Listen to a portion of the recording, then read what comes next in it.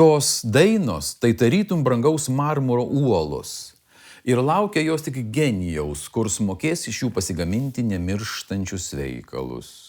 Ir ateis laikas, kuomet mūsų kompozitoriai atidarys tą užburtą viešpatyją ir semdami iš tų turtų savo įkvėpimą atras širdyje senai nejudintas stygas ir tuomet visi geriau suprasime save, nes bus tai tikra lietuvių tautos muzika.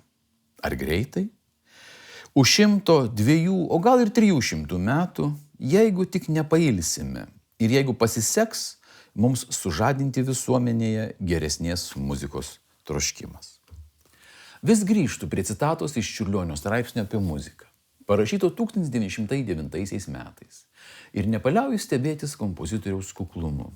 Čiurlionis rašo apie ateities genijus, kurie pagamins iš liaudies dainų nemirštančius veikalus.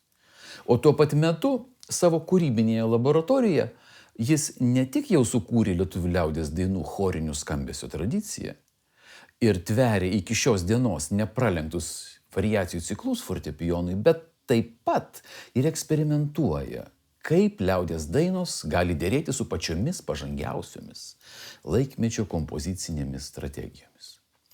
1906 ir 1907 metų Čiurlionio rankraščiuose atrandame nemažą labai novatoriškai skambančių eskizų.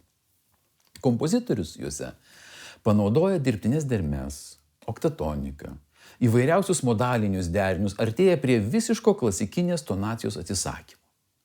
Beje, pasaulio muzikos centruose tuo metu vyko labai panašus eksperimentai, siekiantis išlaisvinti muzikinę kalbą iš klasikinių tonacinių gniaužtų.